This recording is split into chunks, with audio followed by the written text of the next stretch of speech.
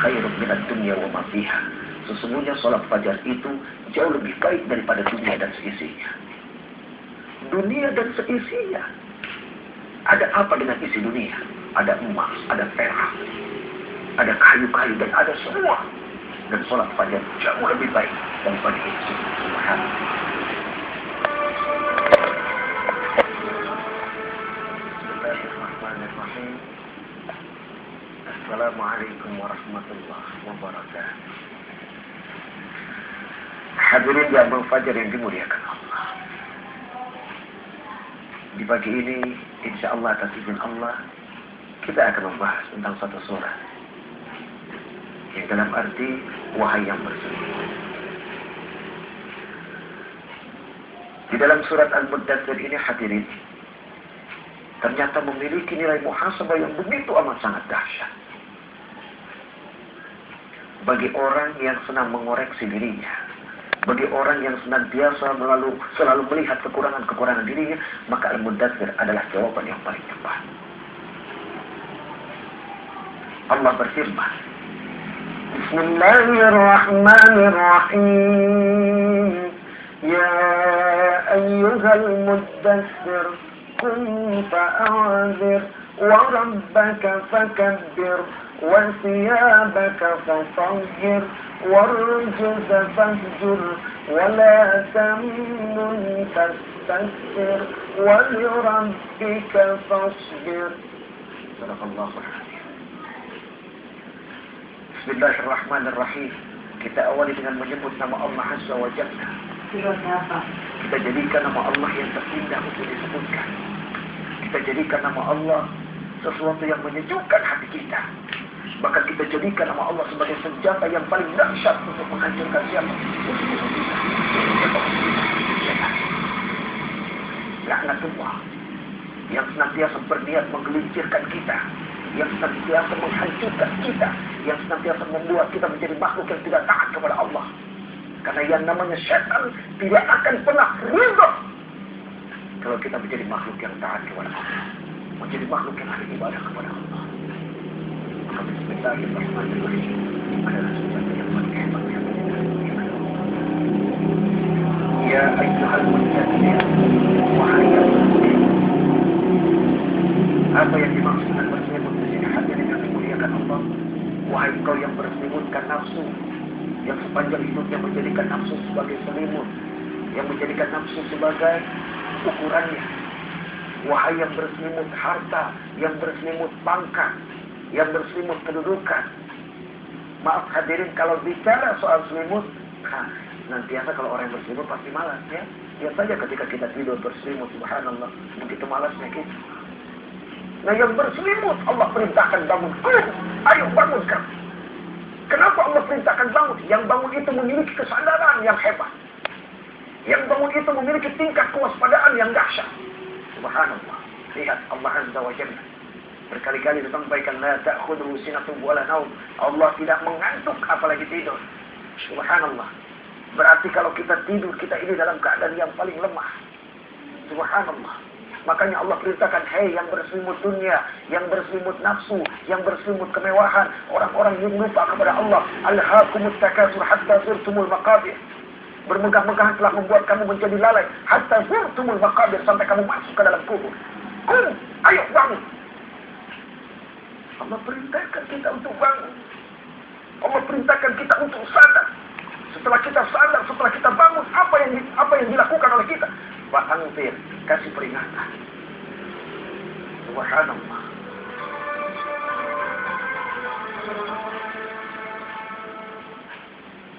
Bismillahirrahmanirrahim. Assalamualaikum warahmatullahi wabarakatuh.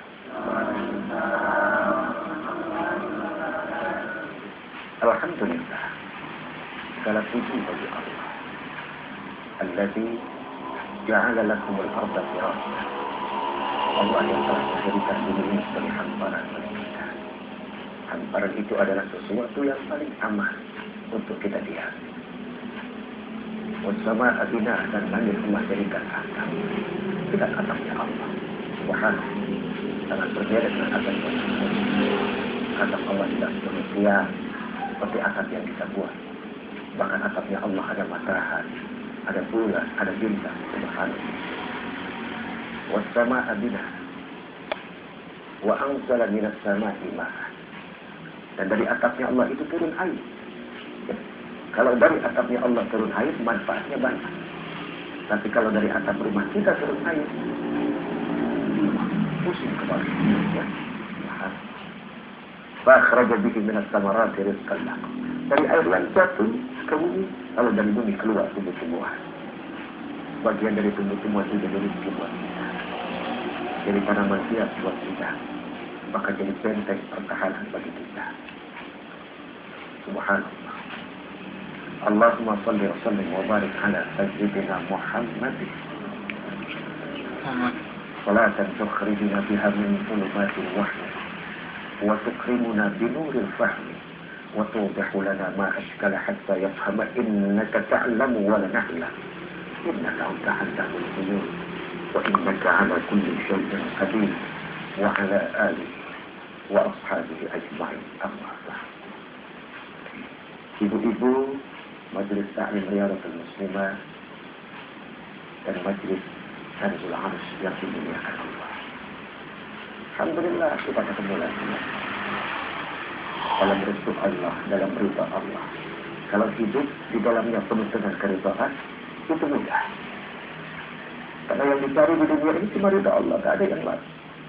Libjara'i martatillah. Itu kita secara hidup. Itu untuk mencari ridha Allah. Nah, hadirin yang dimuliakan Allah Azza wa Jalla. Kita tinggal di dunia. Dunia ini betul-betul subhanallah Allah ciptakan. Tidak main-main. Ya. Bahkan Nabi kita Muhammad sallallahu alaihi wasallam, sahabat kiram pernah bersabda, perumpamaan dari dunia ini seperti taman. Ya. Jadi Rasulullah sallallahu alaihi wasallam mengibaratkan bahwa dunia ini seperti taman. Kalau bicara soal taman, pasti isinya adalah tentang keindahan. Ya, subhanallah. Bahkan Rasulullah sendiri hidup punya taman surga. Gimana taman surga Rasulullah? Gimana surga? Iya, yang sudah berangkat, yang baru pulang dari haji, subhanallah. Ini dikatakan lebih surga. Dia masuk, duduk di Rasulullah. Mau duduk di taman surga? Jangan duduk di taman surga, duduk di taman ini saja hati sudah senang luar biasa. Apalagi di taman surga. Allah Akbar, duduk di taman bunga saja hati lapang. Iya kan? Bagaimana dengan duduk di taman surga? Subhanallah.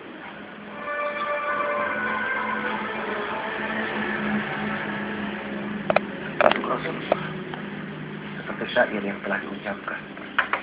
Ya Rasul, kau bawa cahaya menyinari alam buana, bumi tandus subur kembali, rasa gembira di hati. Ya Nabi salam alaika, ya Rasul salam alaika, ya Habib salam alaika, salawatullah alaika.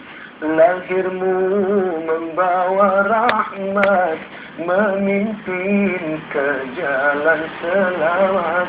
Akhlakmu yang sungguh memikat, contoh buat seluruh umat. Allah ya Nabi salam alaika, ya Rasul salam alaika, ya Habib salam alaika, salawatullah alaika.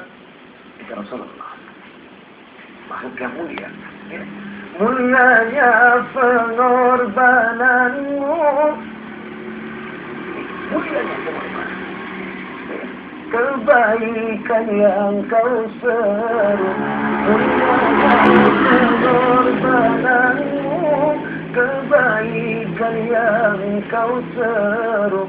Biarpun halangan menimpa, namun dirimu tetap tabah. biarpun halangan menimpa, namun dirimu tetap tabah. Ya Nabi, salam alaika. Ya Rasul, salam alaika. Ya Habib, salam alaika. Salawatullah alaika. Allahumma salli wa sallim wa barik alaihi. Ya Allah.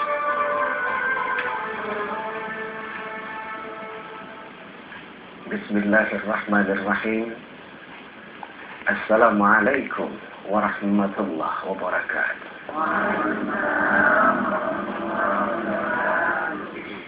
Innal hamdalillah. Sesungguhnya segala puja dan puji itu hanyalah milik Allah saja. Kenapa kita harus memuji Allah? Jangan Allah. Kepada manusia saja yang kita anggap besar, kaya, pandai, ya, kita seringkali memberikan puji-pujian kepadanya. Sekarang bagaimana dengan Allah, yang kepandaiannya tidak ada yang menandingi, kebesarannya tidak ada yang bisa menyaingi? Maka sudah selayaknya kita ini suka memuji Allah.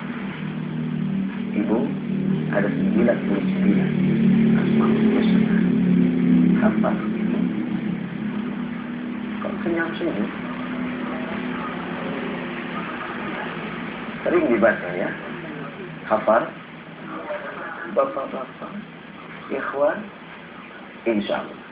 Saya, insya Allah juga. Memang yang namanya manusia di dalam urusan memuji Allah itu harus banyak dituntut. Layaknya menuntut orang juga. Subhanallah. Ya, dari 99 minimal ada yang terwakili yang kita baca. Ada 2 yang paling kita kenal ya. Apa? Ar-Rahman Ar-Rahim. Wah, itu yang paling kita kenal. Tapi surat Al-Hasyr memberikan satu bimbingan kepada kita. Wallahu alladzi la ilaha illa huwa alimul ghaibi wasyahadati huwar rahmanur rahim. Al-alimul ghaib, yang maha mengetahui yang tersembunyi. Jadi apa-apa yang kita sembunyikan di dalam hati kita, Allah maha tahu. Kalau yang disembunyikan oleh kita saja Allah tahu, bagaimana yang lain tahu? Tapi untungnya Allah Maha Rahman dan Maha Rahim. Huwallahu alladzi la ilaha illa huwal malikul quddusus salamul mu'minul muhaiminul azizul jabbarul mutakabbir.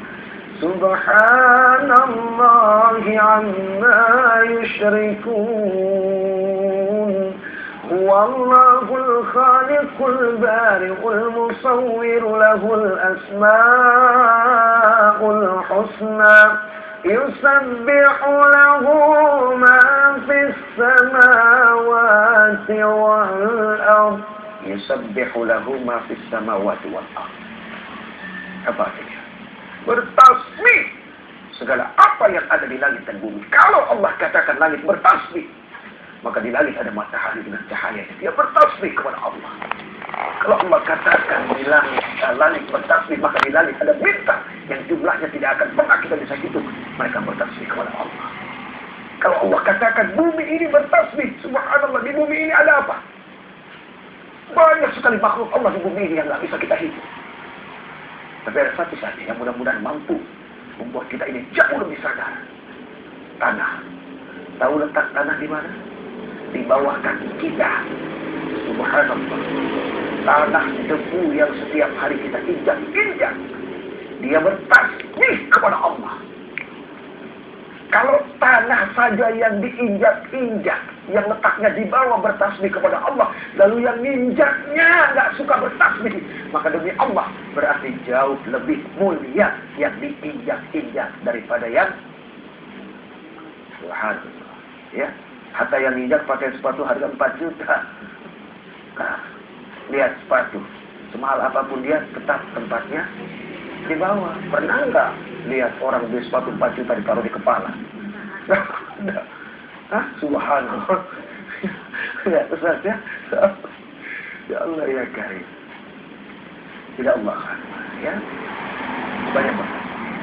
Kenapa? Wa huwal azizul hakim. Al-aziz al-hakim. اللهم صل وسلم وبارك على هذا النبي الكريم سيدنا ومولانا محمد وعلى آله وأصحابه أجمعين. أما بعد. Rasulullah, ya Allah ya Rabb, mudah-mudahan yaumil mahsyar nanti Engkau tetapkan barisan kami bersama Rasulullah sallallahu alaihi wasallam tahta liwa'i sayyidina Muhammadin sallallahu alaihi wasallam. Ya Allah ya Rabb.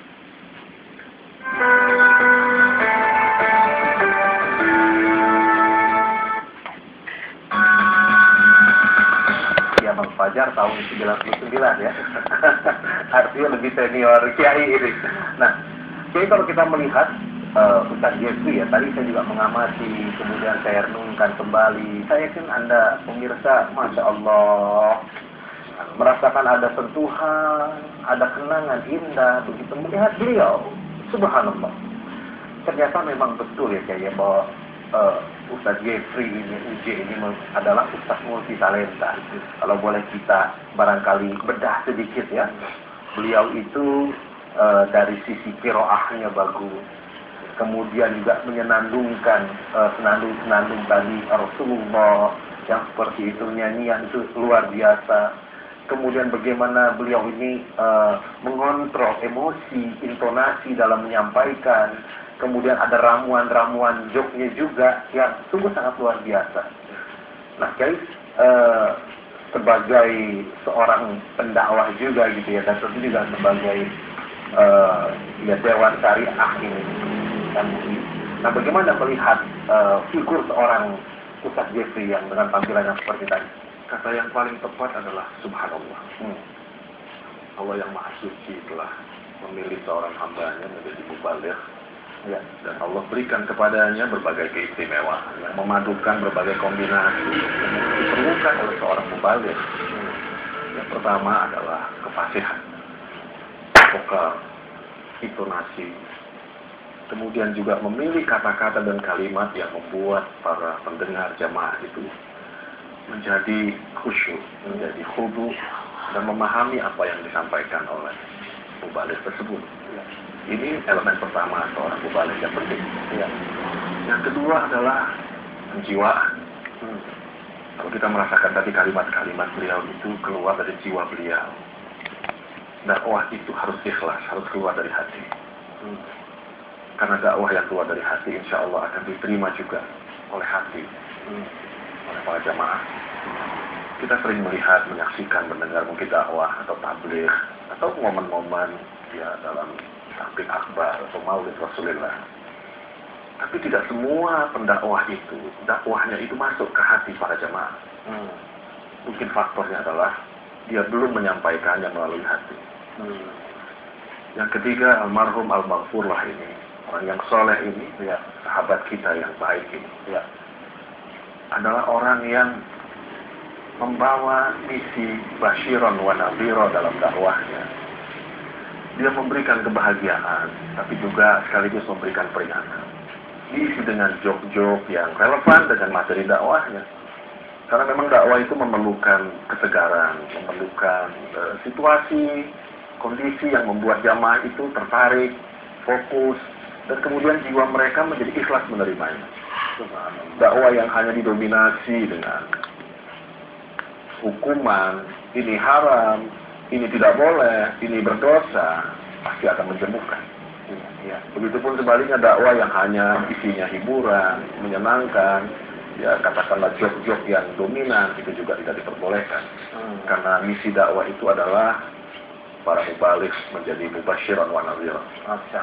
Dan ini beliau lakukan. Ya. Jadi itulah 3 kunci yang sebetulnya menjadi kunci keberhasilan beliau dalam dakwahnya. Dan belum tentu dimiliki oleh mubaligh yang lain, apalagi saya. Kalau ibarat itu makanan ya, atau sayur, itu ada asinnya, ada manisnya, ada asamnya, ada gurihnya ya. Jadi semua elemen-elemen itu muncul ke permukaan. Ya, karena beliau ini menguasai panggung dakwah. Jadi tidak hanya menguasai materi dakwah, tapi bagaimana audiens, apa situasi, kondisi, apa kira-kira yang tepat disampaikan. Ini kan bagian dari metodologi dakwah yang memang beliau dianugerahkan Allah. Mungkin beliau pelajari sebagian teorinya atau materinya atau dari guru-gurunya, tapi sebagian besar saya yakin itu adalah anugerah Allah Subhanahu wa taala. Ya, sedikit ya, kalau bicara mengenai metode dakwah itu ya, barangkali apa yang disampaikan, kunci-kunci yang disampaikan oleh Rasulullah itu tahu juga ya, ketika Rasulullah itu menyampaikan dakwah, apalagi ketika Haji Wada, saya terbayang itu banyak banget, Masya Allah, ribuan orang, waktu itu tidak ada sound system ya. Kok orang semua bisa dengar gitu. Nah, ini saya jadi nggak habis pikir juga. Gimana? Atau mungkin pelajaran yang bisa kita ambil juga ya dari apa yang disampaikan oleh Rasulullah barangkali. Ya, kuncinya adalah ikhlas dan khusyuk. Jadi ikhlas dan khusyuk ini bukan hanya milik jamaah, ya, tapi terlebih adalah milik dai. Dia khusyuk artinya dia fokus menyampaikan dakwah, ajaran Allah yang disampaikan kepada para pendengar. Ya, dia menyampaikannya dengan sungguh-sungguh dan keluar dari hatinya yang paling dalam. Ya, paling bukan hanya sekedar bagaimana pakaian yang bagus, gitu. Bagaimana memikirkan nanti, saya kalau begitu harus mengutarakan kata-kata ini. Ya. Mungkin bukan hanya sekedar itu ya, karena orang mubalik sudah berada di mimbarnya. Maka sebetulnya kalau dia ikhlas, Allah lah yang memberikan ilham kepadanya apa yang dia sampaikan. Artinya bisa jadi apa yang dia sampaikan itu memang tidak terpikir sebelumnya. Biasanya lebih banyak ilham dari Allah. Kalaupun dia merencanakan ada catatan-catatan, ada kisi-kisi yang ingin dia sampaikan, biasanya kontennya kemudian arahan-arahan hadis atau ayat yang disampaikan itu adalah hidayah dari Allah Subhanahu wa taala. Tapi seorang mubaligh yang hanya berlandaskan pada teori, pada rencana dan dia tidak punya keikhlasan, biasanya dakwahnya itu tidak akan efektif. Subhanallah. Baik. Nah, kemudian sedikit ya, kita kehilangan seorang dai yang sungguh sangat luar biasa, yang multi talenta. Dan sekali ke pemirsa, program yang kami sampaikan ini tidak bermaksud untuk beriak gitu ya. Ini mungkin orang mau, apa sih? Tapi justru ini adalah pelajaran berarti buat kita. Ketika seorang tiada, apa yang bisa kita ambil dari seorang spesifik? Nah, barangkali Kiai bisa menyampaikan ketika beliau ini wafat. Nah, ada yang mengatakan, ataupun saya waktu itu berkesimpulan, beliau ini wafat kendaraan baru terjatuh. Bagaimana menurut Kiai? Semua fenomena proses wafatnya beliau itu adalah tanda-tanda beliau husnul khatimah. Allah baik hari ini. Kejadian sebelum beliau wafat, saat beliau wafat, dan yang mempunyai itu semua adalah pada saat beliau wafat. Bagaimana kita lihat kaum muslim memberikan rasa cintanya, doanya, bahkan setiap tayangan tentang beliau terjadi banjir air mata di mana-mana. Insya Allah, ini adalah rahasia Allah. Dan banyak ulama, banyak kawan-kawan saya, guru-guru saya mengatakan bahwa beliau sebetulnya itu ketika berangkat dari Kemang sebagai seorang anak yang sepertinya dijanjikan oleh ayahnya ada mainan yang dia minta. Ini sudah ada di rumah, mau diambil atau enggak. Itu anak lari kencang ingin menyambut mainannya.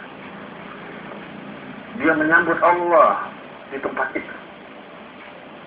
Dan para ulama sebagian kawan-kawan saya mengatakan sebetulnya itu sudah naza qoblal inzal.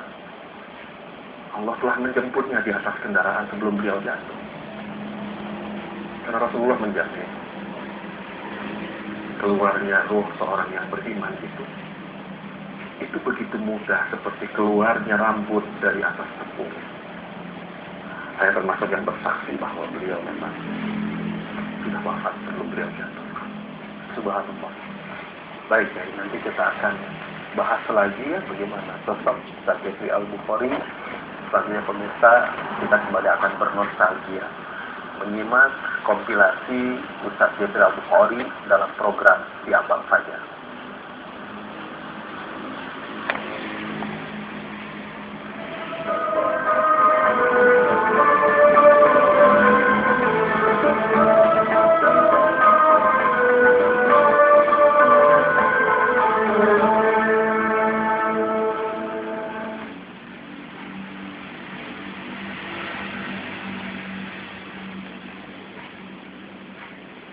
Bismillahirrahmanirrahim. Assalamualaikum warahmatullahi wabarakatuh.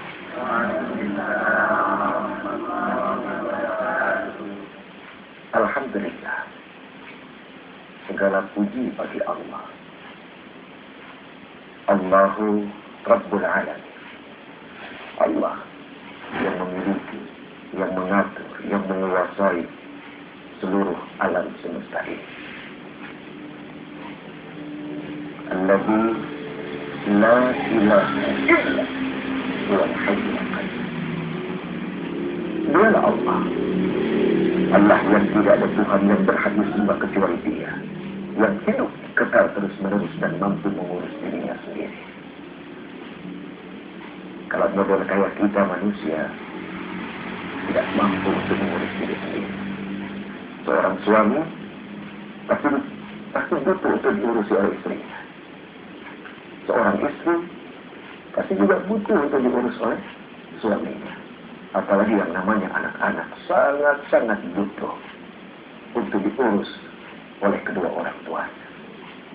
Nah, ketidakmampuan mengurus ini adalah sifat lemah. Dan Allah Tabaraka wa Ta'ala, Allah Rabbul Izzati, jauh daripada sifat tersebut. La ta'khudhuhu sinatun wala naum. Allah tidak pernah mengantuk, apalagi tidur. Karena mengantuk dan tidur ini juga sifat lemah yang dimiliki oleh makhluk.